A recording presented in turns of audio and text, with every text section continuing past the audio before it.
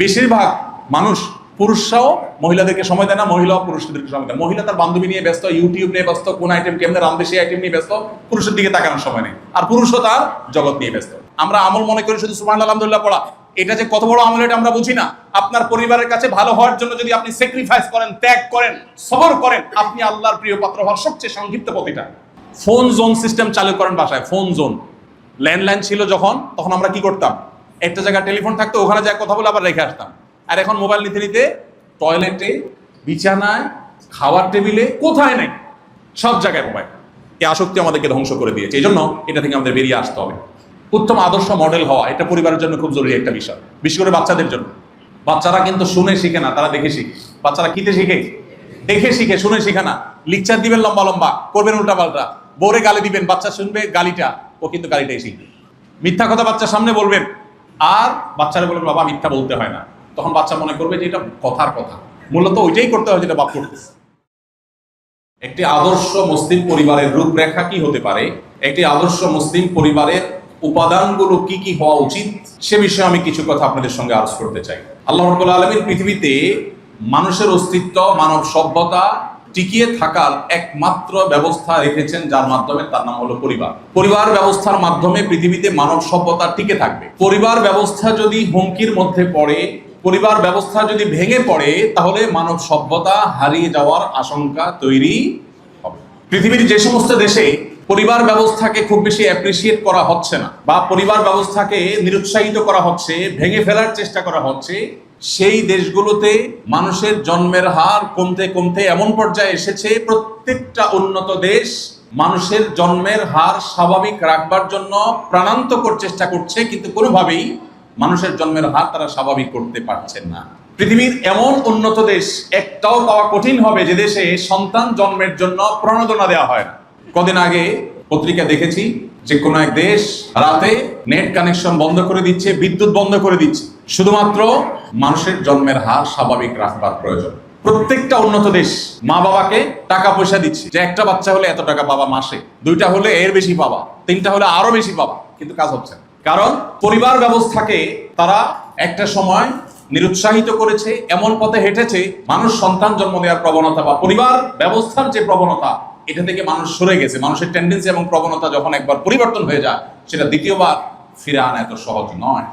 এই জন্য দেখবেন ইসলামী দণ্ডবিধিতে যত অপরাধের শাস্তির কথা আছে, ইসলামী শরিয়া বা বিচার ব্যবস্থা যদি থাকে, তখন সবচেয়ে কঠোর শাস্তি, ইসলামের চেয়ে কঠোর কোনো শাস্তি নেই, যে শাস্তি রাখা হয়েছে যদি কোনো বিবাহিত মানুষ ব্যভিচারে লিপ্ত হয় তার জন্য।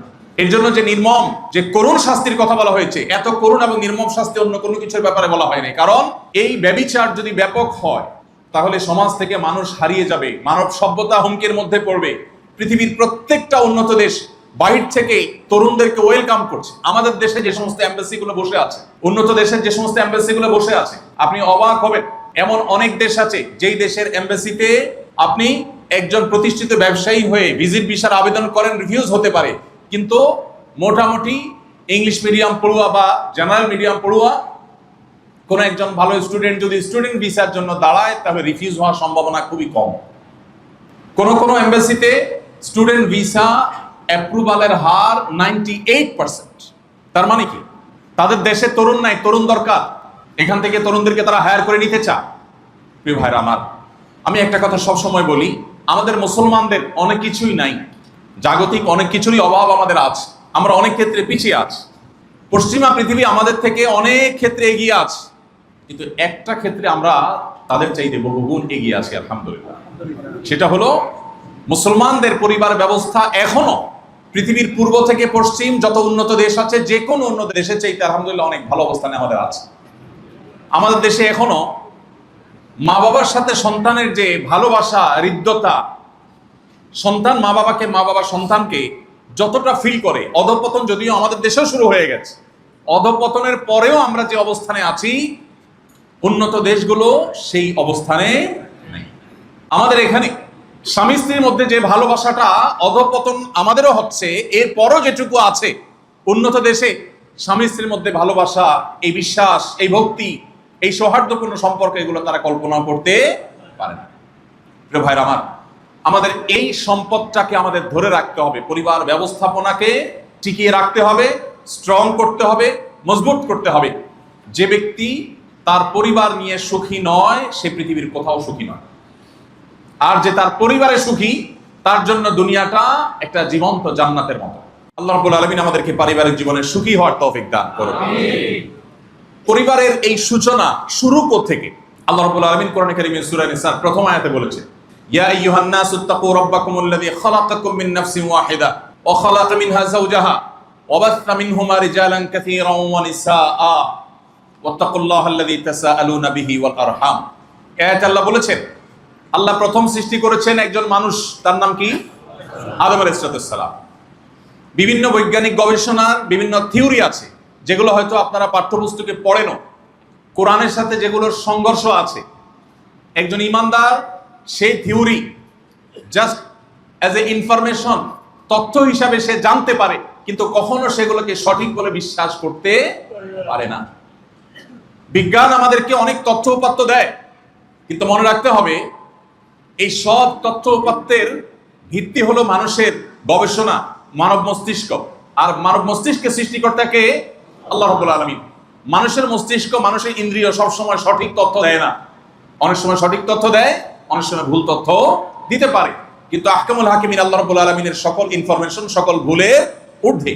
অতএব একজন ইমানদারের গভীর বিশ্বাস থাকতে হবে, দৃঢ় বিশ্বাস থাকতে হবে যে মানুষকে আল্লাহ সৃষ্টি করেছেন কোত্থেকে? মাটি থেকে। প্রথম মানব সন্তান, তার নাম কি? আদম আলাইহিস সালাম, আদি পিতা, মানব জাতির পিতা আদম আলাইহিস সালাম, প্রথম নবী এবং প্রথম মানুষ। আল্লাহ বলেছেন এরপর তার থেকে তার স্ত্রী হাওয়া আলাইহিস সালামকে সৃষ্টি করেছে। তাহলে পরিবারের শুরু হলো আদম আলাইহিস সালাম থেকে তার স্ত্রী হাওয়ার মাধ্যমে। এরপরে তাদের উভয় থেকে আল্লাহ বলেছেন ওয়াবাসসা মিনহুমা রিজালান কাসীরান ওয়া নিসাআ, তাদের উভয় থেকে আল্লাহ তাআলা অগণিত পুরুষ এবং নারী সৃষ্টি করেছেন। এই হলো পরিবার ব্যবস্থাপনার শুরু। নবী করিম সাল্লাল্লাহু আলাইহি ওয়াসাল্লামের একটা ঐতিহাসিক হাদিস আছে, আপনারা অনেকে শুনে থাকবেন। সেই হাদিসটা হলো, আল্লাহ যখন আদম আলাইহিস সালামকে সৃষ্টি করে জান্নাতে রেখেছেন, জান্নাতে তো কোনো কিছুর অভাব নাই, আছে? ফার্সিতে একটা কবিতা আছে, জান্নাত আজা কে আজারে নবাশত কাসে রাবা কাসে কারে নবাশত। জান্নাত সেই জায়গা যেখানে কোনো কষ্ট থাকবে না, কারোর সাথে কারোর কোনো লেনাদেনা থাকবে না, সেখানে সুখী সুখ থাকবে।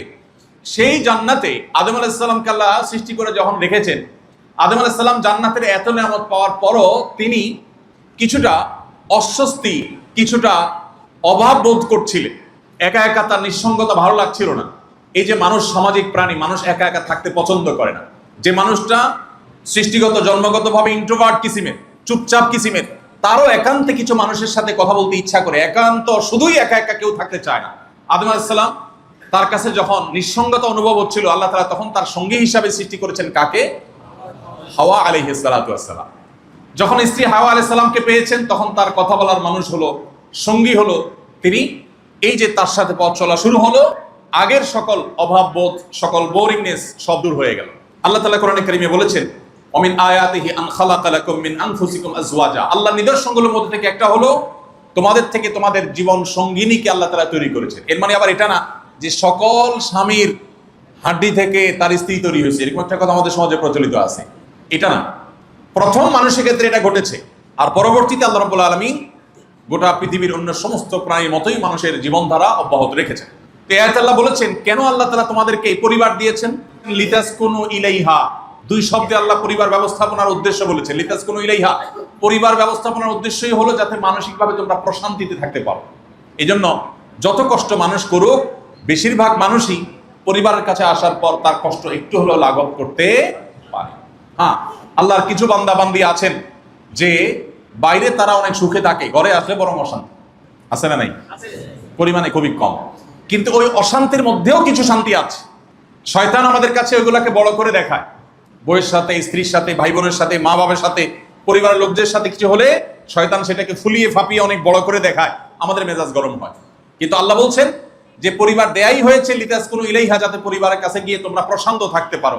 আল্লাহ আমাদের সবাইকে সেই প্রশান্তির তৌফিক এবং নসিব করেন। প্রিয় ভাইরা আমার, আল্লাহ বলেছেন ওয়াজআলা বাইনাকুম মাওয়াদ্দাম ওয়া রাহমাহ। পরিবারের মধ্যে আল্লাহ তাআলা অভূতপূর্ব, অবর্ণনীয় ভালোবাসা এবং হৃদ্যতা দিয়ে দিয়েছে পরিবারের মধ্যে। এই পরিবারের হৃদ্যতা, ভালোবাসা ছাড়া পৃথিবীতে কখনো মানুষ সুখী হতে পারে না। পৃথিবীর প্রত্যেকটা উন্নত দেশ উন্নতির চরম শিখরে তারা পৌঁছে গেছে। তাদের জীবনযাত্রা এত উন্নত যা আমরা হয়তো কল্পনাও করতে পারি না। তাদের এনভায়রনমেন্ট এত ভালো, পরিবেশ এত সুন্দর স্বচ্ছ যে একটু ধুলা নাই, ময়লা নাই, কালো ধোঁয়া নাই, কেউ কাউকে কষ্ট দেওয়া দেই নাই, অপরাধ প্রবণতা নাই, চুরি ডাকাতির ভয় নাই, খুন রাহাজানির ভয় নাই, রাস্তাঘাট পরিষ্কার স্বচ্ছ, নাগরিক সুযোগ সুবিধা এত বেশি যে বলার মতো না। সবই ঠিক আছে, কিন্তু শান্তি নেই। ঠিক না ঠিক? একটু খোঁজ খবর নেন, একটু গুগল করেন, একটু অনলাইনে সার্চ করেন, আপনি দেখবেন যে পৃথিবীর সমস্ত উন্নত দেশগুলোতে মানুষ প্রতি বছর আত্মহত্যার প্রবণতা তাদের বাড়ছে, ডিপ্রেশন এবং ফ্রাস্ট্রেশনে ভুগছে, শান্তি নাই। শুধু তারা না, আমাদের দেশেও যাদেরকে আমরা মনে করি অনেক এলিট, যাদেরকে আমরা মনে করি অনেক অভিজাত, যাদের দেখি টাকা পয়সার অভাব নেই, কিন্তু খোঁজ খবর নিয়ে দেখেন আপনার চাইতে সুখ তাদের কম আছে, মানসিক শান্তি তাদের কম আছে। এখন মুশকিল হলো দুনিয়াটা হয়ে গেছে অভিনয়ের দুনিয়া। কিসের দুনিয়া? অভিনয়। সবাই সুখের অভিনয় করে, প্রকৃত সুখে থাকা মানুষের পরিমাণ খুবই কম। ওই কুড়ে ঘোড়া থাকা মানুষটা যখন হাসি মুখে আপনার সাথে কথা বলে, এই হাসিটা অভিনয় ছাড়া, এটা নির্মল, এটা স্বচ্ছ, এটাতে কোনো নাটক নাই, ভনিতা নাই। কিন্তু অনেক অভিজাত, অনেক সম্পদশালী, অনেক রিচ মানুষ আছেন যারা হাসে, কিন্তু এই হাসির পিছনে অনেক বেদনা লুকিয়ে থাকে। প্রিয় ভাইরা আমার, এই জন্য আমাদেরকে ইসলাম বলেছে পরিবারের মধ্যে সুখ খোঁজবার জন্য আমরা যেন এমন পরিবার গঠন করি যেই পরিবারের মধ্যে সুখ থাকে, শান্তি থাকে। আমরা সবাই সেটা প্রত্যাশা করি তো ইনশাআল্লাহ? আল্লাহ আমাদের সবাইকে সেই তৌফিক দান করুন। প্রিয় ভাইরা আমার, আম্মাজান আয়েশা রাদিয়াল্লাহু তাআলা আনহা বর্ণিত একটা হাদিস আমি তেলাওয়াত করেছি, তিরমিজিতে বর্ণিত হয়েছে। নবী সাল্লাল্লাহু আলাইহি ওয়াসাল্লাম বলেছেন, খায়রুকুম খায়রুকুম লিআহলিহি, তোমাদের ভিতরে সবচেয়ে ভালো সে যে তার পরিবারের কাছে ভালো বা পরিবারের জন্য ভালো। পরিবারের জন্য যে ভালো সে সবচাইতে আল্লাহর কাছেও ভালো। আর নবীজি বলেছেন, আনা খায়রুকুম লিআহলি, আমার পরিবারের জন্য আমি তোমাদের যে কোনো কারোর চাইতে আমি ভালো, পরিবারের জন্য আমি সবচেয়ে কল্যাণকামী, তাদের সাথে সবচেয়ে ভালো। অনেক যুবক আছেন এখানে, অনেক ভাই আছেন এখানে যারা অন্য সবার সাথে ভালো ব্যবহার করেন, শুধু পরিবার ছাড়া। আছেন না নাই? সবচাইতে ঝাড়ি মেরে কথা বলার রাইট আছে বলে মনে করি আমরা কার সাথে? মায়ের সাথে আর বউয়ের সাথে। ঠিক না ঠিক? যার কাছে ঝাড়ি দেওয়া চলে যৌক্তিক কারণেও অযৌক্তিক কারণেও। বেজার লাগছে বাইরে রিকশাওয়ালার সাথে, আইসা ঝাড়িটা দিচ্ছেন কারে? বউরে বা মাকে। ঠিক না ঠিক? ভালো মুসলমানের আলামত। পুরুষ বলেন মহিলা বলেন, এই জায়গাটাতে আমরা সবচেয়ে দুর্বল হয়ে গেছি। শয়তান জানে আমরা আল্লাহর কাছে প্রিয় পাত্র হতে পারবো কিভাবে। আপনি যদি আল্লাহকে খুশি করতে হয় তাহলে আপনার পরিবারের সাথে আপনার সম্পর্ক ভালো করতে হবে। পরিবারের সাথে রক্ত সম্পর্কীয় মানুষগুলোর সাথে সম্পর্ক খারাপ আর জগতের সবার কাছে ভালো, এই ভালোর মূল্য আল্লাহর কাছে। অতএব একজন মানুষ আদর্শ পরিবার গঠন করবার সংগ্রাম চালানো, এটা একজন ইমানদার হিসাবে আমাদের অন্যতম কর্তব্য। আমরা যদি পরিবারকে যদি ভালো এবং আদর্শ করতে পারি তাহলে সমাজ আদর্শ সমাজ হয়ে যাবে। আজকে যে পরিমাণ সমাজে আমরা অনাচার দেখি, নীতিহীনতা দেখি, দুর্নীতি দেখি, অন্যায় দেখি, এই সবগুলোর কারণ হলো পরিবার। পরিবার থেকে যদি এগুলোর প্রশ্রয় দেওয়া না হতো, এই যে দুর্নীতির সয়লাভ সারা দেশে হয়ে গেছে, প্রত্যেকটা জায়গায় দুর্নীতিতে আমরা ধ্বংস হয়ে যাচ্ছি। আমাদের পরে স্বাধীনতা অর্জন করা দেশে চাকর হিসাবে যাওয়ার জন্য আমরা সিরিয়াল ধরে বসে থাকতে হয় আমাদের মন্ত্রীরা। আমাদের দেশ থেকে লোকবল নেওয়ার জন্য, চাকর হিসাবে নেওয়ার জন্য বিদেশি মন্ত্রীদের কাছে গিয়ে ধর্ণা দিতে হয়, এমন সব দেশের কাছে যে দেশ আমাদের পরে স্বাধীনতা অর্জন করেছে। বাহিরে গেলে, বিদেশে গেলে দেখা যায় আমরা কোথায় দাঁড়িয়ে আছি আর অন্য দেশগুলো কোথায় চলে গেছে। এর অন্যতম প্রধান কারণ কি? দুর্নীতি, অনিয়ম। এই দুর্নীতি আর অনিয়ম এটা যদি বিদায় করতে হয় তাহলে আমাদের পরিবারগুলোতে ইসলামের চর্চা বাড়াতে হবে, আদর্শ পরিবার করতে হবে। পরিবার যদি আদর্শ হয় তাহলে দুর্নীতি দমন হবে। কিভাবে? অনেক যুবক ছেলে আছে, বাবা সরকারি চাকরি করেন অথবা বিভিন্ন কোম্পানিতে চাকরি করেন, কিন্তু বাবার অঢেল টাকা।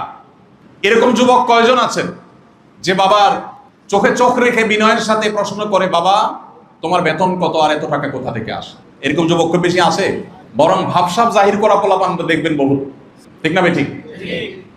হাইফাই গাড়ি নিয়ে ঘুরবে, নতুন স্মার্টফোন নিয়ে ঘুরবে, নানান ভাবে নিজের ভাবসাব জাহির করবে। দিন শেষে যেটা চুরির টাকা, ডাকাতির টাকা, সেই সেন্সটুকু তার মাথায় কাজ করে। অতএব পরিবার যদি একটি আদর্শ পরিবার হয় তাহলে সেই পরিবার দুর্নীতিকে নিরুৎসাহিত করবে, দমন করবে ইনশাআল্লাহ। আল্লাহ আমাদেরকে সেরকম আদর্শ পরিবার গঠন করবার তৌফিক দান করুন। ভাইরা আমার, যারা বিবাহিত কথাগুলো তাদের জন্য প্রযোজ্য, যারা অবিবাহিত তাদেরও কথাগুলো প্রয়োজন হবে, লাগবে সামনে ইনশাআল্লাহ। একটি আদর্শ মুসলিম পরিবার কোরআন এবং হাদিসের আলোকে যারা আলোকিত, সেই পরিবারের সুখ এবং শান্তির পরিমাণ কি আল্লাহ যাদেরকে দিয়েছেন তারাই শুধু অনুভব করেন, বাকিরা কখনো অনুভব করতে পারেন না। এই জন্য আপনাকে আগে সিদ্ধান্ত নিতে হবে, আপনি কি আসলে সুখ চান নাকি সুখের অভিনয়? কি চান? সুখ চান না অভিনয় চান? বুঝে শুনে বলতেছেন তো? সুখ চাইলে কিন্তু ভাবসাব নাও থাকতে পারে, বুঝেন নাই কথা? ভাবসাব নাও থাকতে পারে, খুব জেনাতন জীবন যাপন করবেন, কিন্তু সুখটা হবে। এটা চান নাকি ভাবসাবটা দরকার, সুখ থাকুক আর না থাকুক? মানুষ দেখবে ওরে বাবা কি সুখী মানুষ, আসলে দুঃখের সাগরে ভাসতেছেন। এটা চান? প্রিয় ভাইরা আমার, তাহলে সেক্ষেত্রে একটি আদর্শ মুসলিম পরিবারের জন্য যে সমস্ত উপাদানগুলো আছে সেগুলো থাকতে হবে। নাম্বার 1, সঠিক পাত্র পাত্রী নির্বাচন। যারা ইয়াং আছেন, যুবকরা আছেন, আমার বোনরা যারা যুবতীরা আছেন, তাদের লক্ষ্য থাকবে জীবন সঙ্গীর নির্বাচনে যেন তারা রাইট মানুষটাকে, সঠিক মানুষটাকে তারা নির্বাচন করতে পারে। আর যারা মুরব্বী আছেন, অভিভাবক আছেন, ছেলে মেয়ে, ছোট ভাই ব্রাদার, তাদেরকে বিয়ে শাদী দিতে হবে, তাদেরও টার্গেট হবে প্রপার এবং আসল ভালো মানুষটাকে নিজের অধীনস্থ ছোট ভাই, ছেলে মেয়ে, তাদের জীবন সঙ্গী হিসাবে করে আনার জন্য। নবী করিম সাল্লাল্লাহু আলাইহি সাল্লাম বলেছেন, তুনকাহুল মারআতু লিআরবাঈন। 4টি জিনিস দেখে সাধারণত সমাজে বিয়ে শাদী করে মানুষ। এর ভিতরে 1 নম্বর কোনটা দেখে করে বলেন তো? হ্যাঁ, টাকা পয়সা। এটা হলো 1 নম্বর। সবচেয়ে বেশি দেখা হয় কিসে? টাকা পয়সা। যে টাকাওয়ালা হোক, বাকিটা আমি বুঝে নিব। ঠিক না? ঠিক। প্রিয় ভাই আমার, নবীজি বলেছেন সম্পদ দেখে বিয়ে করা হয় সমাজে সাধারণত, আবার কখনো রূপ লাবণ্য দেখে, কখনো বংশমর্যাদা দেখে, কার মেয়ে, কার ছেলে, কার মামু, কার খালাতো ভাইয়ের শালি, এটা বড় ব্যাপার। কারণ এটাতে কি আছে? ভাব আছে। ভাব কি আছে? ভাব। ভাব কিন্তু বেশিরভাগ ক্ষেত্রে কি? অভিনয়। ভেতরে কিন্তু তা না। এই যে বিয়ের ক্ষেত্রে কখনো টাকা পয়সা, কখনো রূপ লাবণ্য, কখনো বংশমর্যাদা, গৌরব, এগুলো দেখে মানুষ বিয়ে করে। নবীজি সাল্লাল্লাহু আলাইহি ওয়াসাল্লাম এই হাদিসের শেষে বলেছেন, ফাজফার বিযাতিদ দ্বীন। তোমরা ধার্মিকতা দেখে জীবন সঙ্গী নির্বাচন করবে। যদি এটা করতে পারো তাহলে তুমি সফল হবে, সাকসেস। আপনার সুখী দাম্পত্যের মূল সূত্র হলো এটা, যে পাত্রপাত্র নির্বাচনের ক্ষেত্রে কি দেখে নির্বাচন করতে হবে? ধার্মিকতা, দিনদারিতা। ছেলে হোক আর মেয়ে হোক, দিনদারিতা থাকবে, সব কিছুর উপরে প্রায়োরিটি পাবে। ছেলের পরিবার দিনদার কিনা, মেয়ের পরিবার দিনদার কিনা, ছেলে নিজে দিনদার কিনা, মেয়ে নিজে দিনদার কিনা, এটা হলো সবচেয়ে গুরুত্বপূর্ণ ইস্যু। নবীজি বলেছেন এই দিনদারিতাটাকে অগ্রাধিকার দিয়ে তোমরা বিজয়ী হওয়ার চেষ্টা করবে, সফল হওয়ার চেষ্টা করবে। আল্লাহ আমাদের সবাইকে দিনদার জীবন সঙ্গী পাওয়ার তৌফিক দান করুন। যারা আগে থেকে বিয়ে করে ফেলেছেন, আল্লাহ তাআলা তাদের জীবন সঙ্গীকে দিনদার বানিয়ে দিন। প্রিয় ভাইরা আমার, মানুষের রূপ লাবণ্য, মানুষের টাকা পয়সার গৌরব, বংশমর্যাদা, সামাজিক ভাবসাব, এগুলো সবগুলোই গৌণ। এগুলো আজ আছে কাল নাই। কিন্তু মানুষের পার্সোনালিটি, ব্যক্তিত্ব, তার মনুষ্যত্ব, তার ভালো গুণ, তার দিনদারিতা, এটা উপভোগ্য। এটা কখনো সাধারণত পরিবর্তন হয় না, মরণ পর্যন্ত এটা উপভোগ্য থাকে, এটাই টিকে থাকে, আর বাকি কোনো কিছুর কোনো গ্যারান্টি নাই। এই জন্য জীবন সঙ্গী নির্বাচনটা গুরুত্বপূর্ণ। কিন্তু বাস্তবতা হলো, নামাজ পড়তে পড়তে কপালে সিল লাগাই ফেলছে, এরকম মুরব্বিও মেয়ে বিয়ে দেওয়ার জন্য পয়সাওয়ালা ছেলেই খোঁজে, সরকারি চাকরি খোঁজে। ঠিক না? ঠিক। মুখে সুবহানাল্লাহ আলহামদুলিল্লাহ পড়বে, সবই ঠিক আছে, কিন্তু বিয়ে দেওয়ার জন্য এরকম খুঁজবে যে ছেলে না, টাকার বস্তা দরকার। কি দরকার? টাকার বস্তা। ছেলের সাথে বিয়ে দিতে রাজি না, কার সাথে দিবে? টাকার বস্তার সাথে। এই জন্য সংসারগুলো খুব ভালো যাচ্ছে তো? কি বলেন? ঘরে ঘরে অশান্তি আছে না নাই? প্রিয় ভাইরা আমার, মুশকিল হলো আল্লাহ তাআলা দুনিয়াটাকে এমন ভাবে তৈরি করেছেন, নবীজি সাল্লাল্লাহু আলাইহি ওয়াসাল্লাম বলেছেন, আদ-দুনিয়া হুলওয়াতুন খাদিরা। দুনিয়াটাকে এমন ভাবে আল্লাহ তাআলা উপস্থাপন করেছেন, এটা খুব আকর্ষণীয়, খুব লোভনীয়, দেখতে খুবই আকর্ষণ অনুভব হয়, কিন্তু এটাকে অন্তঃসার শূন্য করে রেখেছেন আল্লাহ তাআলা, এর মধ্যে শান্তি রাখেন নাই। এটা মরিচিকার মতো। মানুষ যতক্ষণ হাতের নাগালে না পাইছে ততক্ষণ পর্যন্ত মনে করে কি জানি কি, এই জন্য পাওয়ার জন্য মরিয়া থাকে। প্রিয় ভাইরা আমার, আমরা পাত্র নির্বাচনের ক্ষেত্রে যদি দিনদারিতাটাকে অগ্রাধিকার দেই, তাহলে আমাদের শান্তির ফয়সালা আল্লাহ তাআলা করবেন ইনশাআল্লাহ। এখন দিনদারিতার ডেফিনেশনটা কি ভাই? এটা আরেক মুশকিল। আমরা অনেকে মনে করি ছেলে মাশাআল্লাহ পাঞ্জাবি জুব্বা পরে, নামাজ কালাম পড়ে দিনদার হয়ে গেছে, মেয়ে মাশাআল্লাহ বোরকা পরে দিনদার হয়ে গেছে। দিনদারটা এত সহজ বিষয় না। প্রকৃত দিনদারিতা হলো আল্লাহর কাছে নিজেকে পরিপূর্ণভাবে সারেন্ডার করা। কোরআন হাদিসের সামনে আর কোনো কথা নাই তার, সে নিজেকে সমর্পণ করে দিছে, এগুলো আসল দিনদার। এই মানুষ পাওয়া যায় খুব কম। লেবাসদারে দিনদার বহু আছে, ইবাদতে দিনদার বহু আছে, আচার আচরণে, কায় কারবারে, জীবন মরণ সবকিছু আল্লাহর জন্য উৎসর্গ করে দিয়েছে, আল্লাহর কথার বাইরে সে কোথাও চলতে রাজি না। এটা হলো আসল দিনদার। এই মানুষ কিভাবে চিনবেন? লেবাস দেখে তো মানুষ বোঝা যায় না। এটা চেনার সবচেয়ে বড় উপায় হলো সে কাদের সাথে উঠা বসা করে, তার ছোটবেলা থেকে কাদের সাথে চলাফেরা, কাদের সাথে উঠা বসা, তাদের রিপোর্ট নেওয়া, এটা সবচেয়ে গুরুত্বপূর্ণ। আরো বিভিন্ন ভাবে আমরা এটা ক্যান্সেল করতে পারি। মেয়ের বাবারা যারা আছেন, আপনাদেরকে বলতে চাই, দিনদার ছেলে খোঁজার জন্য ফজরের নামাজে সামনের কাতারে থাকা যুবকগুলোকে খুঁজে বের করেন। ফজরের নামাজে সামনের কাতারে কনকনে শীত উপেক্ষা করে যে যুবক নামাজ পড়তে আসে, এই ছেলে দিনদার হওয়ার সম্ভাবনা জোরালো। ঠিক একইভাবে একজন মেয়ে পার্থিব কোনো লালসা যান নাই, এ হলো দিনদারিতার সবচেয়ে বড় মার্কা মেয়েদের ক্ষেত্রে। পার্থিব কোনো লালসা যান, অনেক মেয়ে আছে বোরকাও পড়বো ঠিক আছে, নামাজও পড়বো সবই ঠিক আছে, মাগার পাশে বাসার ভাবির সাথে কম্পেয়ার করে কিন্তু শাড়ি কিনতে হবে, গল্লির ঠার ঠিক আছে না? না এরকম, এটা দিনদার না। দিনদারিতা লেবাসের নাম না, দিনদারিতা মানসিকতার নাম। আল্লাহ তাআলা আমাদের সবাইকে সেটা তৌফিক নসিব করে। প্রিয় ভাইরা আমার, আমাদের অফিসে একটু আগে আলোর ভাই বলছিলেন, আসন্না ফাউন্ডেশন আমাদের যে কল সেন্টার আছে, প্রতিদিন সকাল 8টা থেকে রাত 10টা পর্যন্ত অনেক লোক কল সেন্টারে সারা দেশের বিদেশের বাইরের বিভিন্ন জায়গা থেকে মানুষ আসে, টেলিফোনের জবাব দেয়। যত কল আমাদের কাছে আসে, এর সবচেয়ে বেশি সংখ্যক কল আসে হলো এই পারিবারিক ইস্যুগুলোকে কেন্দ্র করে। শান্তিতে নাই মানুষ, বিচার এবং দরবার করতে হয় আমাদেরকে। এরকম মানুষ অগণিত সমাজে। আমি এই জন্য শুরুতে বলেছি, এই সমাজের বেশিরভাগ মানুষ সুখের অভিনয় করে, প্রকৃত অর্থে এরা সুখী না। কিন্তু যে ব্যক্তি আল্লাহর গোলামীর সিদ্ধান্ত নিয়েছে, আল্লাহর কসম করে বলি, এই ব্যক্তির সুখ চূড়ান্ত হয়ে গেছে। এমন কি সে যদি তার পরিবারে সুখ নাও পায়, তার সান্ত্বনা আছে, সে জানে সে সবর এবং ধৈর্যের বিনিময়ে আল্লাহর কাছ থেকে সুখ পাবেই পাবে। টুমোরো সে আল্লাহর কাছ থেকে আজর পাবে ইনশাআল্লাহ। এই একটা জিনিস ওই ব্যক্তিকে যে সুখ দেয়, আর দুনিয়ার সমস্ত সম্পদ, পদমর্যাদা, ভাবসাব, এই সব কিছু হাসিল করার পরও একজন মানুষ সুখ নাও পেতে পারে। এই জন্য আমরা দোয়া করি, আল্লাহ তাআলা আমাদের যুবক ভাইদেরকে, যুবতী বোনদেরকে দিনদার, আল্লাহ ভীরু, প্রকৃত অর্থে আল্লাহর কাছে নিজেকে সঁপে দিয়েছেন। আল্লাহ বলেছেন আর কোনো সে নাই, আল্লাহ রসুল বলেছেন আর কোনো সে নাই, আর কোনো কথা নাই, এইরকম জীবন সঙ্গী সঙ্গিনী পাওয়ার তৌফিক আল্লাহ তাআলা দান করুন। এটার জন্য কিছু আমল করতে হবে, শুধু এখানে বসে আমিন বললে হবে না। বলবো আমল। আমি আমার ছাত্র জীবন থেকে আমলটা করতাম। বুঝজ্ঞান হওয়ার পর যখনই বুঝছি যে বিয়ে শাদী জীবন একদিন করতেই হবে, সো এই আয়াতের সাথে কোরআনের কারিমের সূরা ফুরকানের 74 নম্বর আয়াতের সাথে যেদিন পরিচিত হলাম, ওই দিন থেকে আয়াতটাকে আঁকড়ে ধরলাম। সকল দোয়ায় আল্লাহর কাছে কায়মন বাক্যে চাওয়া শুরু করলাম। আয়াতটা জানেন তো যুবকরা, শুধু যুবকরা না, এটা সবার, নারী পুরুষ, যুবক বৃদ্ধ, বিবাহিত অবিবাহিত সবার জন্য প্রযোজ্য। সবাই আল্লাহর কাছে এই দোয়া বেশি বেশি নিবেদন করবো। রব্বানা হাব লানা মিন আজওয়াজিনা ওয়া যুররিয়্যাতিনা কুররাতা আয়ুন ওয়াজআলনা লিল মুত্তাকিনা ইমামা। ও আমার রব, আমাকে এমন পরিবার দেন, স্ত্রী এবং সন্তান এরকম দেন যারা আমার চক্ষু শীতল করে দিবে, নয়ন জড়িয়ে দিবে। আল্লাহু আকবার। আল্লাহর শব্দ, আল্লাহ নির্বাচিত শব্দ, আল্লাহ নিজে দোয়া শিখিয়ে দিয়েছেন। এই শব্দের রহস্য আপনি চিন্তা করেন। আমরা তো আল্লাহর কাছে ভুল দোয়া করি অনেক সময়। যুবকরা আমার কাছে চিঠি লেখে বা ওই যে কাগজ পাঠায়, প্রশ্ন লেখে, চিরকুট লেখে, হুজুর একটা মেয়েকে পছন্দ হয়েছে, এখন ওরেই পাওয়ার দোয়া করা যাবে কিনা, আল্লাহ এরই চাই। অনেক পোলাপান এটা জানতে চায় যে আমি হারাম রিলেশন করব না, আমি দোয়া করবো আল্লাহ আমি এটারই চাই, এই দোয়া করা জায়েজ আছে কিনা। তা আমি বলি, দোয়া করা তো জায়েজ আছে, কিন্তু তুমি যেটাকে মনে করছো রাবেয়া বসরি, এটা তো সাক্ষাৎ শয়তানও হতে পারে। পারে কি পারে না? তুমি পানিতে নামার আগ পর্যন্ত বুঝবা না কতদূর ভিজতেছে।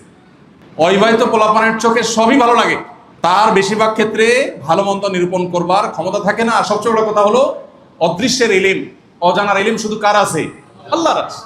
এই জন্য নির্দিষ্ট কোনো ব্যক্তির জন্য দোয়া না করে দোয়া করতে হয় কিসের জন্য? আল্লাহ আমি তোমার কাছে এমন জীবন সঙ্গী চাই, এমন জীবন সঙ্গিনী চাই যাকে দেখলে আমার অন্তর জুড়িয়ে যাবে, আমার অন্তর চক্ষু শীতল হয়ে যাবে, এরকম জীবন সঙ্গী চাই, সেটা কি আমি যেটারে পছন্দ করছি এটা দিয়ে দিবা নাকি আরেকটা দিয়ে দিবা, এটা তোমার ব্যাপার, আমার দরকার সেটা।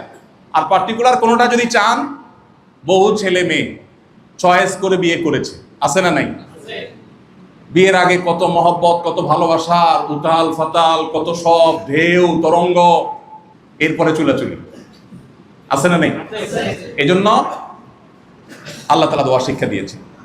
আপনি যদি মনে করেন, ছেলে হিসাবে মনে করেন আল্লাহ সুন্দরী রূপসী সম্ভ্রান্ত পরিবারের মেয়ে চাই, দোয়াটা সঠিক হবে? কেন? এই সব কিছু ঠিক থাকার পরে হতে পারে আল্লাহ না করুন এমন মেয়ে যার চরিত্রের সমস্যা আছে, হতে পারে না? আল্লাহ আপনাকে একটা সন্তান দিয়েছেন, সন্তান দেখতে ফুটফুটে সুন্দর কিন্তু মেধাবী না, অথবা মেধাবী দেখতে খারাপ, অথবা দেখতে ভালো মেধাবী কিন্তু বড় কোনো রোগ তার শরীরে আছে, এগুলো কোনটা কি আমাদের অন্তর জুড়াবে? প্রিয় ভাইরা আমার, এই জন্য আল্লাহ তাআলা এমন এক শব্দ শিখিয়েছেন যে এখানে সবকিছু চাওয়া হয়ে গেছে। এই দোয়া আপনি নিবেদন করেন, সব চাওয়া হয়ে যাবে। আল্লাহ এমন সন্তান, এমন জীবন সঙ্গী সঙ্গিনী চাই, যে জীবন সঙ্গী সঙ্গিনী, যে পরিবার আমার চোখ জড়িয়ে দিবে, অর্থাৎ তার সব দিক থেকে সে পারফেক্ট হবে। তাহলে এই দোয়াটা আপনি যদি নিয়মিত করেন, এই দোয়া শেষ অংশে আল্লাহ শিখাচ্ছেন ওয়াজআলনা লিল মুত্তাকিনা ইমামা, আর আমার পরিবারের সদস্যদেরকে আমাদেরকে আপনি মুত্তাকিদের ইমাম বানায় দেন। ভাইরা আমার, যারা দ্বীনের সাথে পরিপূর্ণভাবে পরিচিত না, তারা দিনদার ফ্যামিলিগুলো, যেখানে স্বামী স্ত্রী দিনদার, ছেলে মেয়ে আল্লাহকে বুঝে আল্লাহর কাছে সারেন্ডার করেছে, আত্মসমর্পণ করেছে, প্রকৃত অর্থে মুসলমান হয়েছেন, এই মানুষগুলোর জীবনে সুখ শান্তি আল্লাহর কসম আপনি কল্পনাও করতে পারবেন না। আল্লাহ তাআলার কাছে লাখো কোটি শুকর, আল্লাহ আমাদেরকে সেই নিয়ামত দিয়েছেন, সেই নিয়ামত আমরা প্রতি মুহূর্তে অনুভব করি।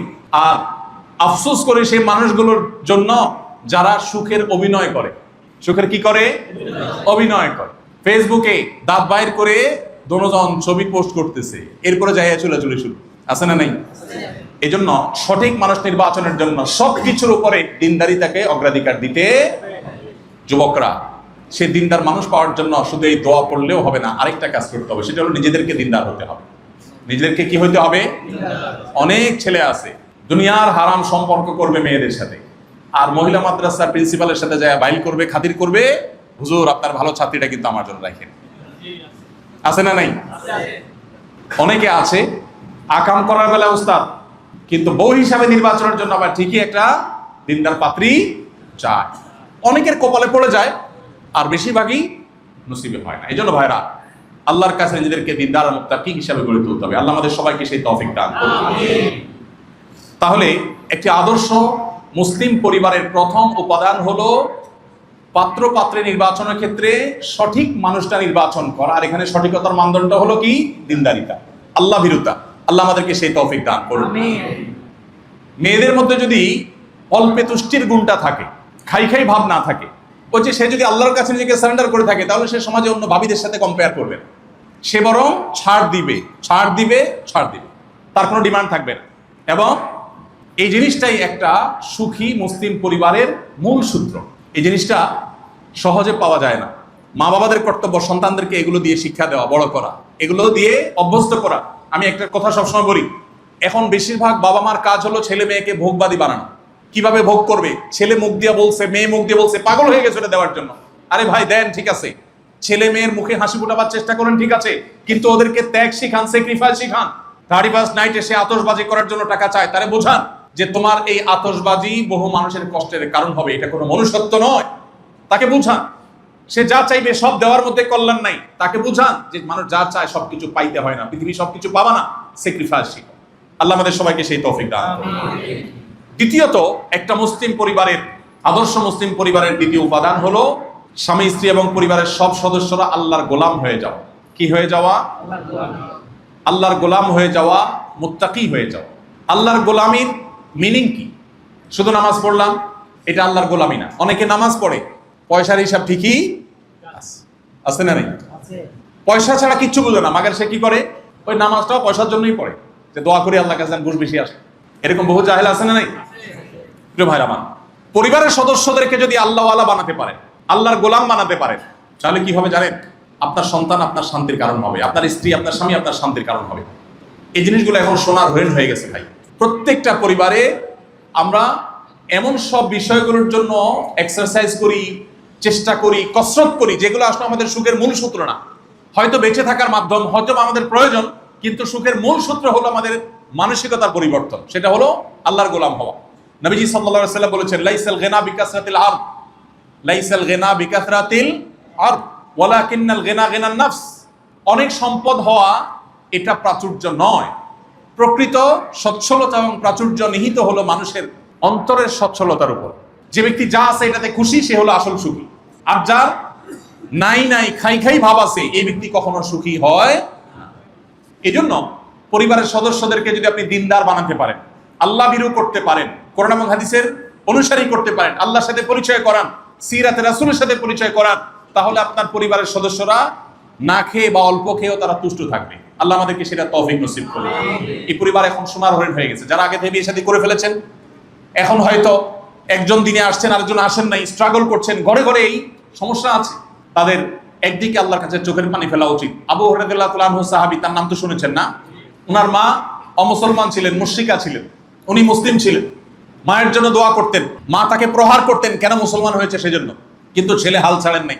নবীজির কাছে এসে দোয়া চেয়েছেন, হে আল্লাহর রাসূল, আমার মার জন্য একটু দোয়া করেন, হাত তুলে। নবীজি আল্লাহর কাছে দোয়া করেছেন, আল্লাহ আবু হুরায়রার মাকে তুমি হেদায়েত দান করো। নবীজি তো আল্লাহ কবুল করেছেন। ঘরে যায় দেখে মা প্রস্তুতি মানানোর জন্য, চোখের পানি ফেলে পরিবারের সদস্যদের জন্য দোয়া করতে হবে এবং তাদেরকে দ্বীনি পরিবেশ দিতে হবে। দ্বীনি পরিবেশ দিবেন, সন্তান দিনদার হবে। এমন পরিবারের সাথে মিশাবেন যে পরিবার দিনদার, যাদের মধ্যে দ্বীনের প্র্যাকটিস আছে, যারা খাই খাই করে না, যে পরিবারের ছেলে মেয়ে মোবাইল টিভি ছাড়া কিছু বোঝে না, যাদের মধ্যে স্মার্টফোনের আসক্তি আছে, যাদের মধ্যে নেটে পড়ে থাকার, ডুবে থাকার, গেমের মধ্যে বুঁদ হয়ে থাকার আসক্তি আছে, ওই সব পরিবারগুলো থেকে সন্তানকে বাঁচাবেন। ওটা ভাইরাস, সংক্রমণ করবে, আপনার সন্তানকে ধ্বংস করবে, বাঁচাবার চেষ্টা করবে। আল্লাহ আমাদের সবাইকে সেই তৌফিক দান করুন। 3 নম্বর, একটি সুখী মুসলিম আদর্শ পরিবারের অন্যতম উপাদান হলো সুন্দরভাবে দিনাতিপাত করা, সুন্দরভাবে দিন যাপন করা, একে অন্যের হক আদায় করা, পরস্পরের হক সম্পর্কে সচেতন হওয়া। এখন গোটা পৃথিবীতে মানুষ অনেক বেশি অধিকার সচেতন, নিজের অধিকারের ব্যাপারে অনেক সচেতন। ডক্টর আব্দুল্লাহ জাহাঙ্গীর রাহমাহুল্লাহর নাম তো আপনারা শুনেছেন না? ডক্টর আব্দুল্লাহ জাহাঙ্গীর রাহমাহুল্লাহ ক্ষণজন্মা মনীষীদের একজন ছিলেন, ইসলামী বিশ্ববিদ্যালয় কুষ্টিয়ার প্রফেসর ছিলেন। তিনি বলতেন, আমরা এখন বেশিরভাগ মানুষ অধিকার সচেতন।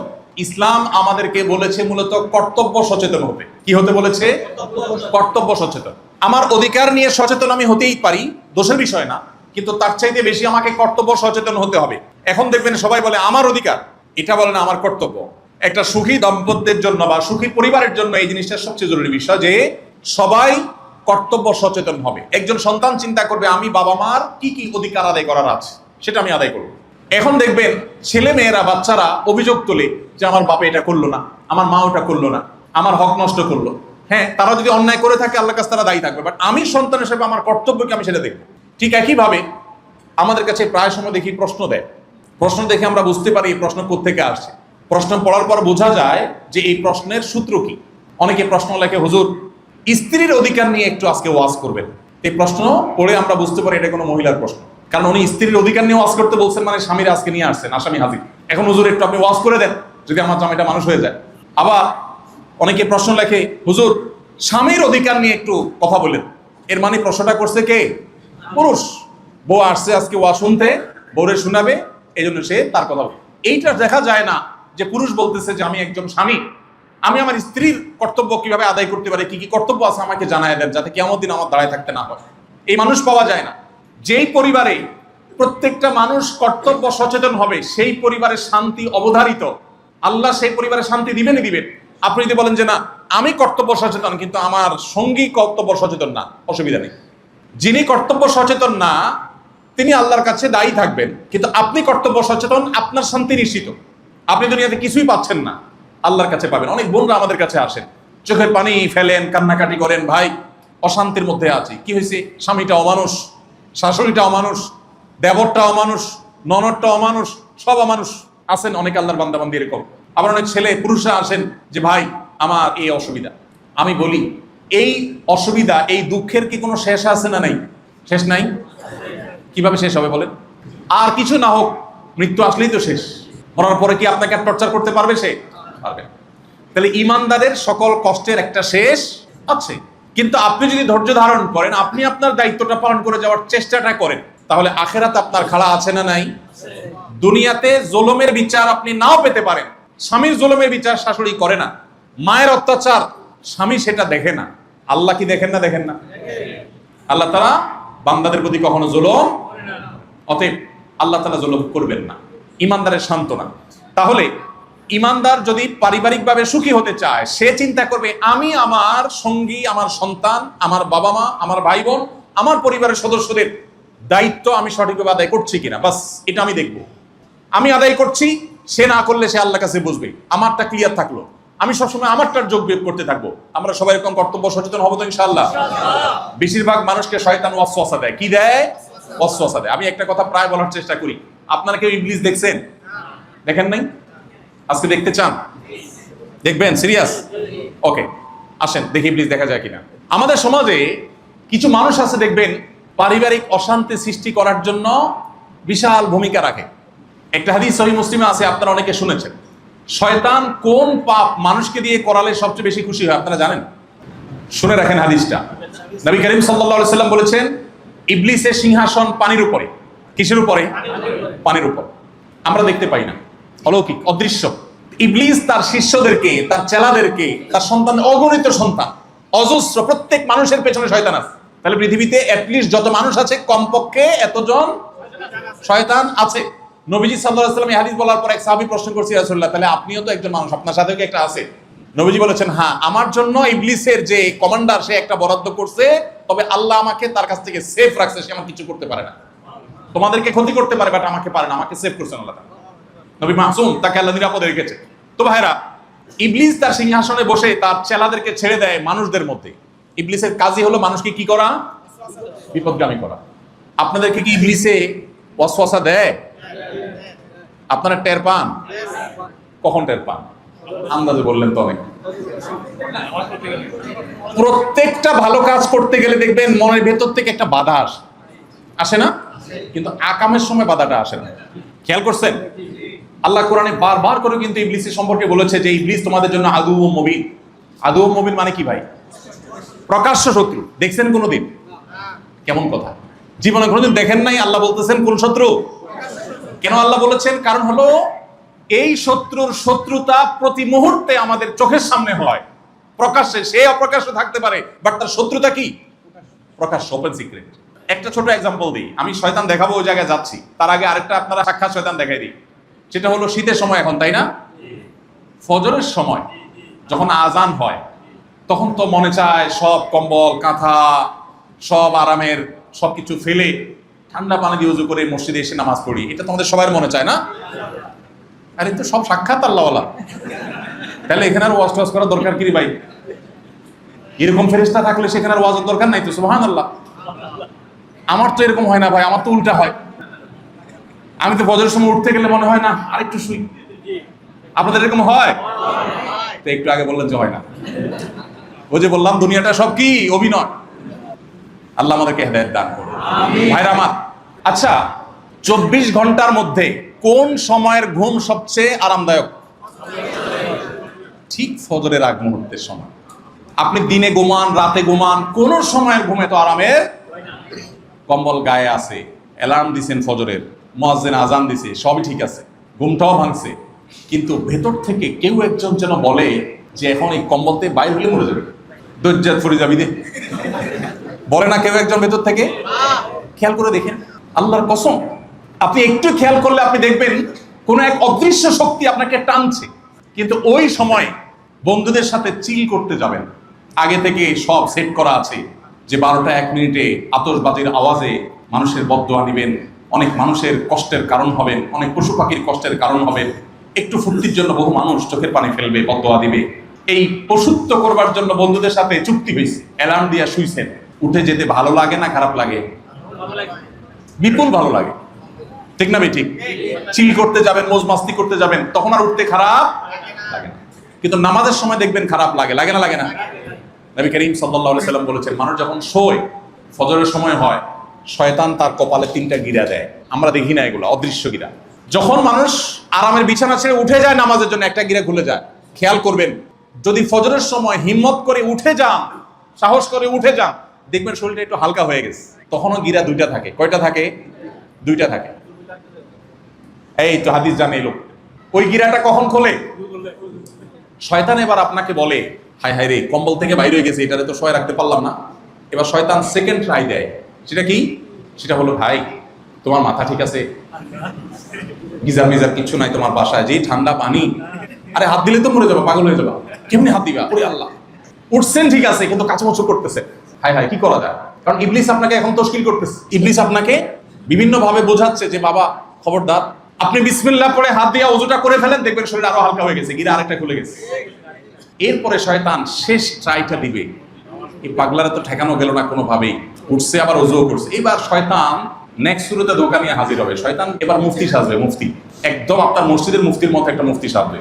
শয়তান এবার এসে বলবে, ভাই বুঝলাম নামাজ ফরজ পড়তে হবে, নাইলে আল্লাহ জাহান্নাম দিবে, উঠছো ওযু করছো সবই ঠিক আছে, কিন্তু তুমি কি মাসলা জানো বেশি ঠান্ডা বেশি কষ্ট হলে বাসায়ও পড়া যায়? তুমি কি মাসলা জানো এই শীতের দিনে অনেক সময় পাগলা কুত্তা থাকে, যদি কামড় দেয় লাইফ শেষ? তাহলে তুমি ঘরে পড়ে নিতে পারো। যদি শয়তানের ফুসলানিতে আপনি পড়ে যান তো গেলেন। আর যদি হিম্মত করে বলেন না আল্লাহ ভরসা, শীতের কাপড় চোপড় পরে বের হয়ে গেছে, নামাজটা বলে যখন আপনি বের হবেন, ফজর নামাজটা পড়ে যখন আপনি বাসা যাবেন, আল্লাহর কসম, আল্লাহর নেয়ামত যদি আপনি উপলব্ধি করতে চান, যাদের এই স্বাদ আস্বাদন করার কপালে নসিব হয় নাই তারা একটু পরীক্ষা করে দেখেন। আর যাদের নসিব হয়েছে তারা বলতে পারবেন, নবীজি বলেছেন ফজর নামাজটা যখন সে পড়তে মসজিদে চলে আসে, তার শরীর থেকে, তার কপাল থেকে 3 নম্বর গিরাও খুলে যায়, ফ্রেশ হয়ে যায়, ফাসবাহা নাশীতান নফস, তখন সে একদম ফ্রেশ মুড হয়ে যায়। আর যে ব্যক্তি ওই কম্বলে কাচমুচি করে শুয়ে থাকে বা শয়তানের প্ররোচনায় প্ররোচিত হয়ে যায়, নবীজি বলছেন সে আর উঠতে পারে না। সে হয়তো আরামের ঘুম ঘুমায়, কিন্তু এরপর সারাদিন ফাসবাহা খাবিসান নফস, তার মনের ভিতর থেকে এক ধরনের নোংরা ফিল হয় যে আমি নামাজটা পড়লাম না, ফজরটা নষ্ট করলাম, সে ভালো ফিল করতে পারে না। তো শয়তানের সাথে এই লড়াই কিন্তু হয়। ভারতের একজন কবি উর্দু ভাষায় বলেছেন, সম্ভবত কবি জিগর মুরাদ আবেদি বলেছেন, আরে ये कुश्ती तो है আমার ভর কি, কবি ও দাবালে কবি তু দাবালে। শয়তানের সাথে লড়াই তো আজীবনের, কখনো ও তোমাকে কাত করে ফেলবে, কখনো তুমি কাত করে ফেলবে। বাচ্চা কাচ্চাকে শয়তানের সাথে ফাইট শিখাবেন। গোটা কোরআনে আল্লাহ তাআলা ফাইট শিখাইছেন। আমরা শয়তানের আলোচনা করি না, শয়তানের ওয়াজ শুনেন এখন নাই, উদাও হয়ে গেছে। এটা শয়তানের বড় শয়তানি, হুজুরদের ওয়াজ থেকে নিজেরে আড়াল করে ফেলছে। যেই কোরআনের পাতা পাতা আল্লাহ শয়তানের কথা বলেছে, সেখানে আমরা ওয়াজ শয়তান নিয়ে কথা বলি না। এখন শয়তান জিনিসটা আমাদের জেনারেশনের কাছে অনেকটা কাল্পনিক হয়ে গেছে, নাউজুবিল্লাহ। অথচ শয়তানের অস্তিত্ব আছে এবং আমরা প্রতি মুহূর্তে অনুভব করি, বাট আলোচনা নেই। তো যেটা বলছিলাম, শয়তান কিন্তু সারাক্ষণ আমাদেরকে খারাপ কাজের পথে পরিচিত করে। আপনি দেখবেন মনে ভালো কাজের দিকে টানে না, আকামের জন্য ঠিকই টানে। এই জন্য সাক্ষাৎ শয়তান যদি দেখতে চান, ওই যে নবীজি বলেছেন সহিহ মুসলিমের হাদিস, যেটা বলছিলাম, শয়তান পানির উপর তার সিংহাসন স্থাপন করে বলে, তার ইবলিস তার সদস্যদেরকে পাঠায় বলে, কে কি আকাম করে আসছো আজকে বলো। ওই যে সে তো শত্রু, আমাদেরকে জাহান্নামে নেওয়া হলো তার টার্গেট। আল্লাহ কোরআনে কারিমে কতবার কত জায়গায় শয়তান সম্পর্কে বলেছে। শয়তান বলেছে, হে আল্লাহ শপথ করলাম তোমার, যে তোমার বান্দাদের প্রতিটা হেদায়েতের মোড়ে দাঁড়িয়ে আমি তাদেরকে বসে বসে গোমরাহ করব। প্রত্যেক বান্দাকে গোমরাহ করবে, সিরাত মুস্তাকিমে বসবে শয়তান, বসে বান্দাকে গোমরাহ করবে। শয়তান টার্গেট করেছে। তো নবীজি বলেছেন, শয়তান সদস্যদের জিজ্ঞেস করো কি করে আসছে। একজন এসে বলে যে একজনকে দিয়ে মানুষ খুন করাইছে, জঘন্য অপরাধ। শয়তান বলবে হ্যাঁ ভালো করছো, মানে তার জন্য ভালো, শয়তানের জন্য ভালো। আবার আরেকজন বলবো যে আমি একজনকে আজকে প্রথম মাদকে হাত বাড়াইছি, অভ্যস্ত করাইছি, শয়তান তাকে অ্যাপ্রিসিয়েট করবে। কিন্তু একজন যখন বলবে যে একটা ঘরে স্বামী স্ত্রীর মধ্যে সম্পর্ক শেষ করে দিস, শয়তান বলবে এটা হলো কাজের কাজ করছে। গোটা পৃথিবী যেদিকে আজকে কান পাতবেন শুনতে পাবেন সংসার ভাঙনের আওয়াজ। আলাল ভাই যে বলেছেন, এই বই আমরা তৈরি করেছি, আমরা চাই এই বই কোটি কোটি কপি মানুষের হাতে হাতে যাক, মানুষ পড়ুক। এবং মাত্র 16 পৃষ্ঠার ছোট্ট একটা বই, আমরা চাই প্রত্যেকটা দম্পতি এটা পড়ুক। তাহলে কি হবে, আমাদের মধ্যে আমাদের সংসারগুলো কেন বাঁচাতে হবে এই জিনিসটা আমরা বুঝবো। বেশিরভাগ সংসারগুলোতে ভাঙন ধরে যায়, কারণ ওই যে বললাম, একটা সুখী, একটা আদর্শ দিনদার মুসলমান পরিবারের আসল রূপরেখা বা উপাদানের অভাব আমাদের সংসারগুলোতে আছে। পরস্পরের প্রতি কর্তব্য সচেতন না, সবার শুধু অধিকার সচেতন।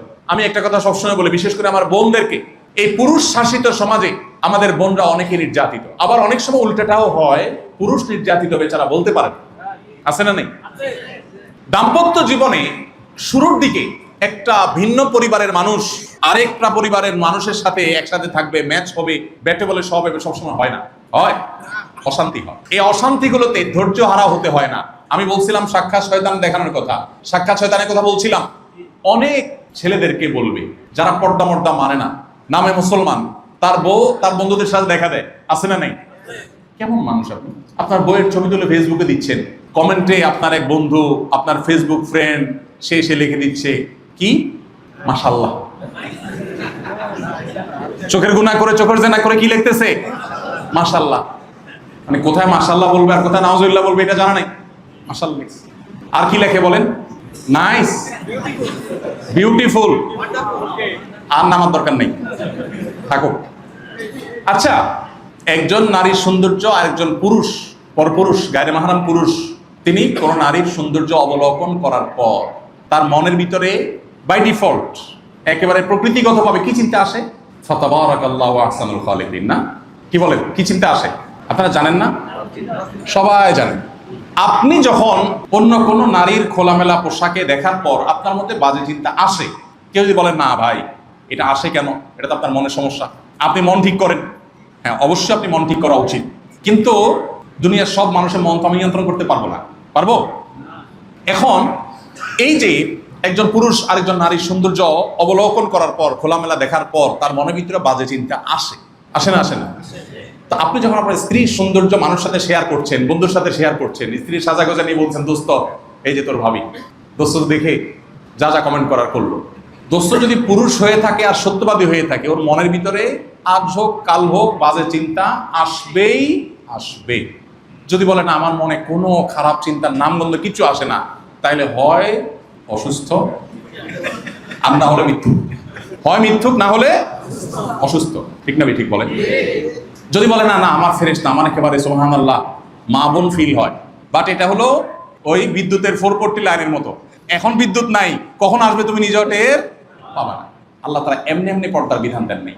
আল্লাহ সৃষ্টিকর্তা, আল্লাহ জানেন তার কোন সৃষ্টি কিভাবে চললে সেটা রাইট ওয়েতে চলবে এবং সেটা সুফল মানুষ পাবে, এই জন্য আল্লাহ তাআলা বিধান দিয়েছে।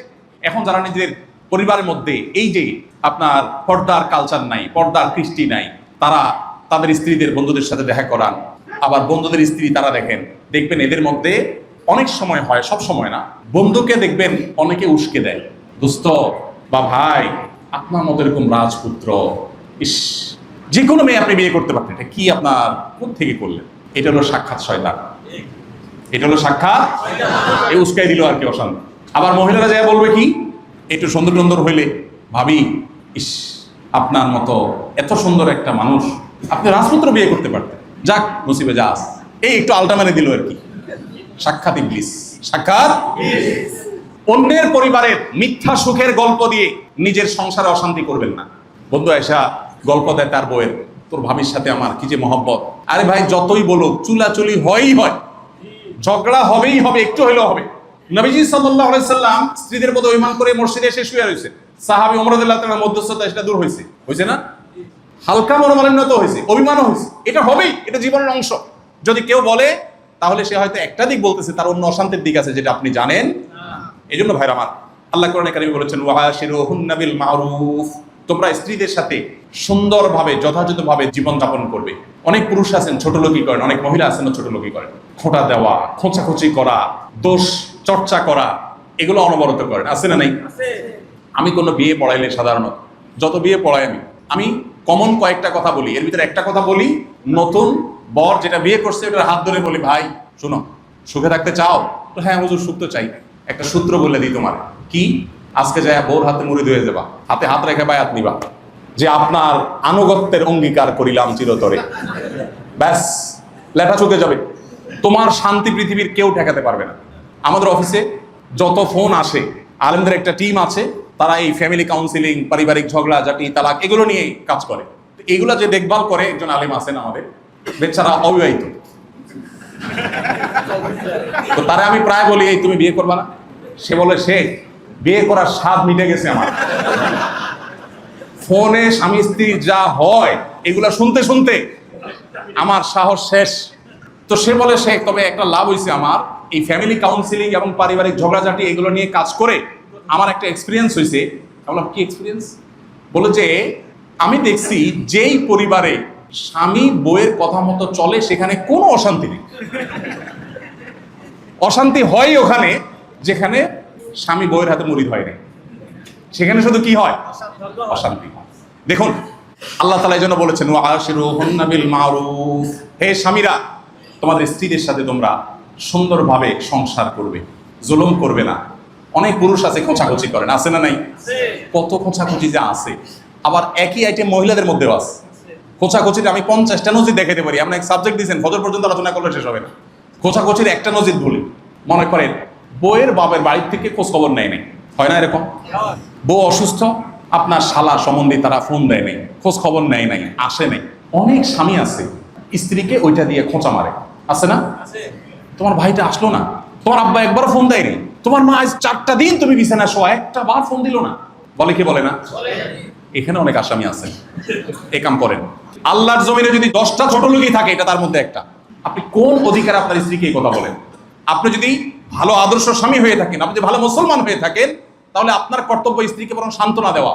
তোমার আব্বা আম্মা হয়তো ব্যস্ত, আসতে পারেন নাই, হয়তো কোনো কারণে ওনারা ফোন করতে পারেন নাই, বাদ দাও, আমি আছি না ইনশাআল্লাহ, আমি বেঁচে থাকতে তোমার কষ্ট হতে দেবো না।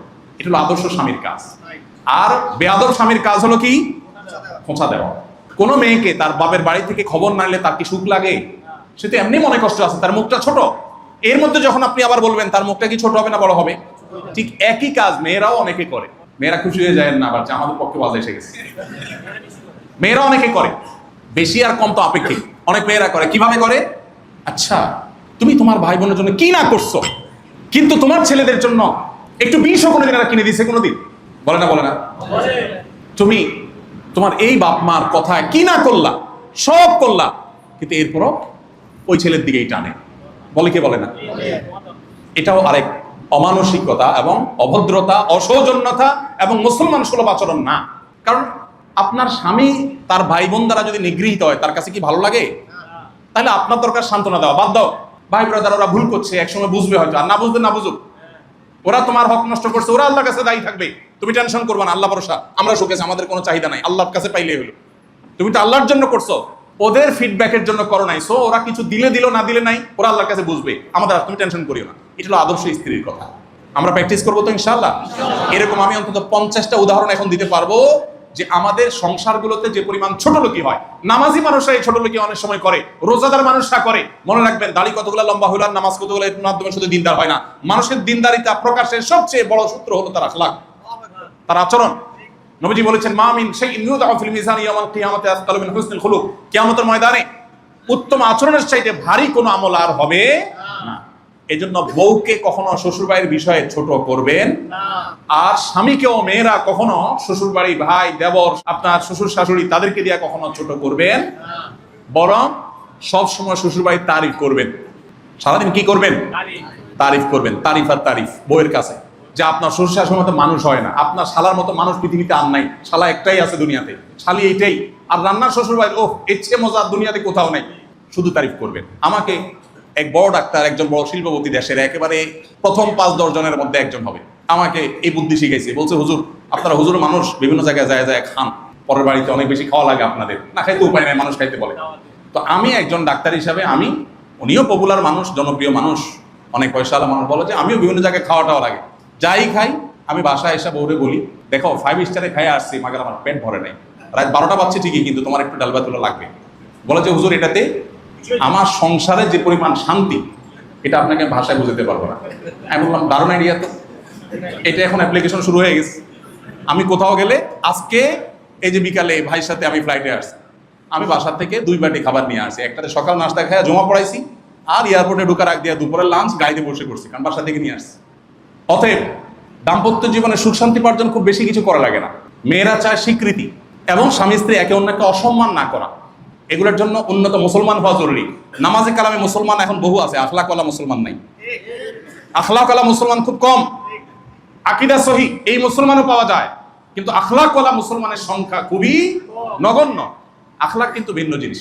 মানুষের সামনে মুস্কি হাসা, ওই যে অভিনয়, হ্যাঁ, এমন বিনয় ভেঙে চুরে পড়েন বসের সামনে, কিন্তু বাসায় গেলে একটা বেয়াদবের মতো আচরণ করেন, আছে না নাই? খায়রুকুম লি আহলি, সবচেয়ে ভালো হতে হবে পরিবারের কাছে। ফোন দিছে ক্লায়েন্ট, ব্যবসা করেন, কে ফোন দিছে? ক্লায়েন্ট। অথবা ধরেন দোকানদারি করেন, কাস্টমার আসছে, মহিলা বা পুরুষ, সামহাও মাশাআল্লাহ, খাতির যত্ন কোনো শেষ আছে? বসেন বসেন আপা, বসেন, কি লাগবে বসেন, এই আপার একটু ঠান্ডা এনে দাও, ঠান্ডা খাবেন না গরম খাবেন আপা, আপা আপা বলতে বলতে মুখ দিয়ে ফেনে ফেলেছে। একই সময় বউ ফোন দিছে ধরে, তোমার কোনো কাজ নাই বাসায়, করেন কি করেন না? সেম একই কাজ মহিলারা অনেকে করে। অথচ নবীজি বলছেন, সবচেয়ে বেশি সুন্দর আচরণ পাওয়ার হকদার কে? পরিবার, নিজের স্ত্রী, নিজের মা, নিজের রক্ত সম্পর্কীয় আত্মীয়। আল্লাহ আমাদের সবাইকে আমলটা করার তৌফিক দান করুন। এটাকে আমরা আমল মনে করি না ভাই, আমরা আমল মনে করি শুধু সুবহানাল্লাহ আলহামদুলিল্লাহ পড়া। এটা যে কত বড় আমল এটা আমরা বুঝি না। আপনার পরিবারের কাছে ভালো হওয়ার জন্য যদি আপনি স্যাক্রিফাইস করেন, ত্যাগ করেন, সবর করেন, আপনি আল্লাহর প্রিয় পাত্র হওয়ার সবচেয়ে সংক্ষিপ্ত পথটা চেষ্টা করা যাবে না ইনশাআল্লাহ। এই একই চেষ্টা বোনদেরকেও করতে হবে, ভাইদেরকেও করতে হবে। কম্পিটিশন চলবে পরিবারে যে কে কাকে কত বেশি সন্তুষ্ট করতে পারে, কে কত স্যাক্রিফাইস করতে পারে। আবারও বলছি, অতি অধিকার সচেতনতা পরিবার ব্যবস্থাপনাকে ধ্বংস করে দিয়েছে, বাচ্চাদেরকে অতি অধিকার সচেতন করেছে। অধিকার সচেতনতা ভালো, অতি অধিকার সচেতনতা ভালো, কর্তব্য পরায়ণতা, কর্তব্য সচেতনতা এটা বেশি বৃদ্ধি করতে হবে। আমার অধিকার গেছে যাক, কিন্তু আমার কর্তব্যে যেন কোনো ত্রুটি না হয়। অনেক ছেলে, অনেক মেয়ে, অনেক ভাইরা লেখেন, ভাই মা বাপ জীবনে আমাদের দিকে খেয়াল করে নেই, এখন আল্লাহ আমাদেরকে টাকা পয়সা দিয়েছে, কি করবো?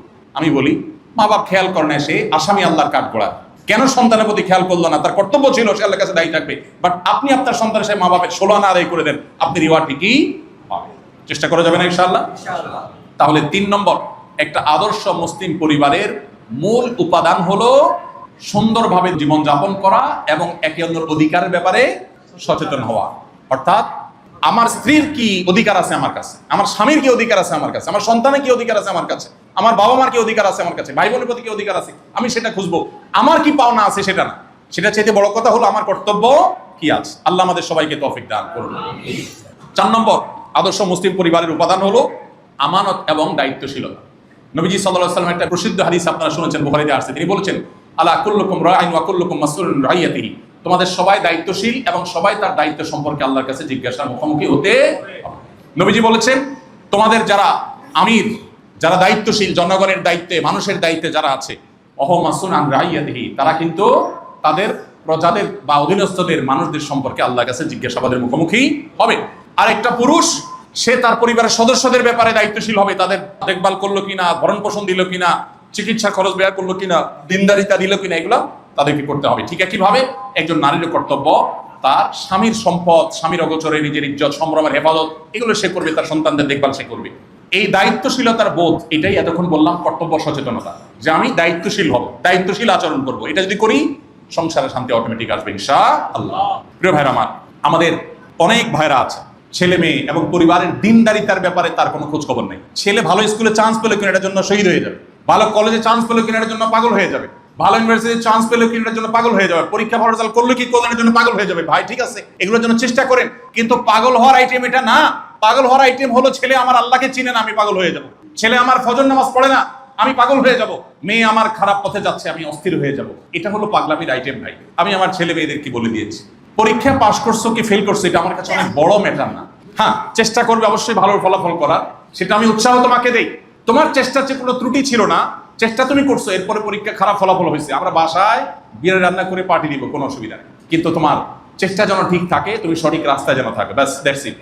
এর বাইরে আমার খুব বেশি চাওয়া নেই। কয়জন মা বাবা আছে এখানে যারা আছেন, আমি এই মা বাবা এখন দেখি না ভাই, যে মা বাবা বলে যে আমার সন্তান মানুষের মতো মানুষ হোক। সবার কথা হলে বাবা মানুষ টানুষ বুঝি না, ভালো রেজাল্ট করতে হবে। ভালো রেজাল্ট কেন করতে হবে বলেন তো?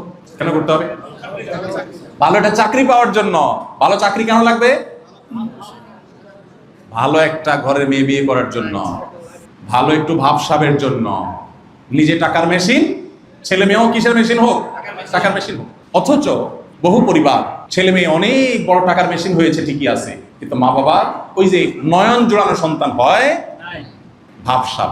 সব কি ভাবসাব, গাল বড় করে বলা যায় ছেলে অমুক চাকরি করে, অমুক দেশে আছে। জিজ্ঞাসা করছে, ভাই ছেলে মেয়ে কয়জন? বলে 2 ছেলে বা 1 ছেলে 1 মেয়ে। ছেলেটা কানাডা, মেয়েটা আমেরিকা। বাহ, বলতে খুব ভাব জাহির হয়, তাই না? ভেতরে কি হয় জানেন? জাস্ট তুফান শুরু হয়। কারণ অনেকে বাচ্চা নিয়ে একসাথে খাইতে বসে, সে ছেলে মেয়ে তাদের নাতিপুতি এগুলো শুধু ভিডিওতে দেখে। শান্তি লাগার কথা কোনো বাপ মার কাছে?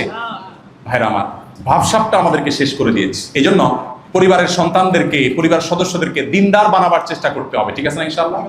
সন্তানদের যদি আল্লাহর সাথে পরিচয় করান, তাহলে আপনার পরিবার সুখী হবে, এটার গ্যারান্টি আপনি নিশ্চিন্তে আল্লাহ তাআলা রাসূলের কাছ থেকে আপনি পেতে পারেন। আমাদের আদর্শ মুসলিম পরিবারের জন্য আরেকটা গুরুত্বপূর্ণ উপাদান হলো সততা, সত্যবাদিতা এবং পারস্পরিক সহযোগিতা। এটা গুরুত্বপূর্ণ বিষয়। সততা, সত্যবাদিতা, পারস্পরিক সহযোগিতা, এগুলো হাওয়া হয়ে গেছে, এখন বিশ্বাস নেই। আপনারা মোবাইলে, ফেসবুকে, বিশেষ করে সোশ্যাল মিডিয়াতে কিছু অ্যাপ দেখেন, অ্যাপের অ্যাডভার্টাইজ দেখেন, আমি দেখি, আপনারা দেখেন কিনা জানি না, যে পুরুষটা শুয়ে আছে সোফায়, মহিলা এসে মোবাইল খোলার চেষ্টা করে, গোপনে কার সাথে চ্যাটিং করছে চেক করবে, করতে পারে না, লক। এগুলো অ্যাডভার্টাইজ দেখছেন আপনারা? এসব অ্যাডভার্টাইজ কেন দেওয়া হয়? এর মানে কারোর প্রতি কারোর বিশ্বাস নাই। পশ্চিমা দুনিয়াতে যায় দেখেন, স্বামী স্ত্রী একসাথে সংসার করে, একসাথে সংসার তো করে না, মনে হয় মেয়াজ সিস্টেম। তুমি বাসা ভাড়াটা দিও, আমি পানির বিল দিব, তুমি বিদ্যুৎ বিল দিও, আমি অমুক বিল দিব, মনে হচ্ছে মেসেজ স্বামী স্ত্রী না। ঠিক না? ঠিক। আমি এই জন্য বলি, পশ্চিমারা যদি তথ্য প্রযুক্তিতে, জ্ঞানে বিজ্ঞানে, অবকাঠামোতে, অন্যান্য উন্নতিতে আমাদের চাইতে 200 বছর এগিয়ে থাকে, আমরা পরিবারের দাম্পত্য জীবনের সুখ শান্তিতে তাদের চাইতে 400 বছর আগে আছি আলহামদুলিল্লাহ।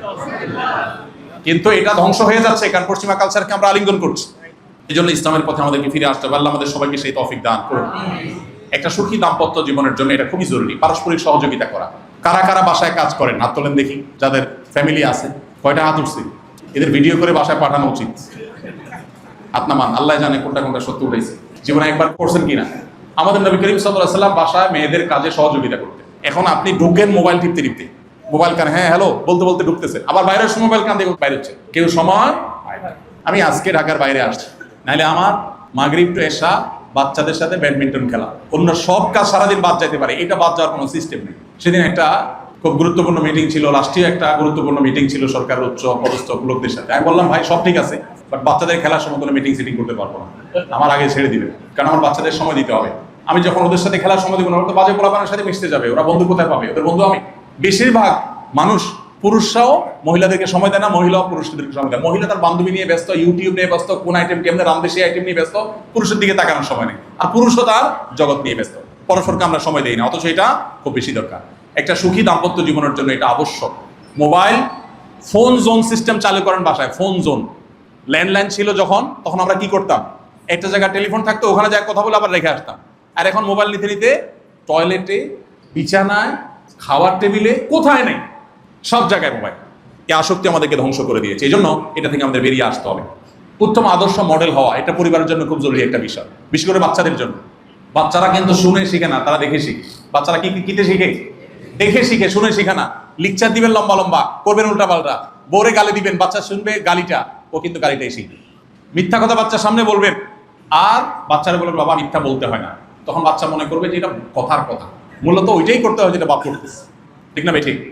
এই জন্য তাদের সামনে আদর্শ হতে হয়, উত্তম উদাহরণ হতে হয়। এবং দাম্পত্য জীবনের সর্বক্ষেত্রে সুখের মূল মন্ত্র হলো ধৈর্য এবং তুষ্টি। ধৈর্য এবং তুষ্টি, যা আছে সে অবস্থায় ধৈর্য ধারণ করা, আর যেটা হয়েছে সেটাতে মেনে নেওয়া। এগুলো হলো একটা সুখী দাম্পত্যের জন্য পূর্ব শর্ত এবং মূল উপাদান। এগুলো হলো একটা দাম্পত্য জীবনের সুখ শান্তি দিবেন। আল্লাহ আমাদের সবাইকে, আমাদেরকে পারিবারিক জীবনে সুখী হওয়ার তৌফিক দান করুন। আমাদের পরিবারের সদস্যদের সবাইকে আল্লাহ তাআলা মুত্তাকিদের ইমাম বানায় দেন। আমরা যেন সবাই দাম্পত্য জীবনে আল্লাহ ফরমাবরদার, আল্লাহর অনুগত, আল্লাহ এবং তার রাসূলের অনুসারী বান্দা হিসাবে আমাদের পরিবারগুলোকে যেন গড়ে তুলতে পারি, সেই তৌফিক আল্লাহ তাআলা দান করুন। আমাদের সন্তানরা দুধে ভাতে থাকুক, তার চেয়ে বড় কথা তারা দিনদার থাকুক, আল্লাহ ভীরু থাকুক, তারা দিনমুখী থাকুক।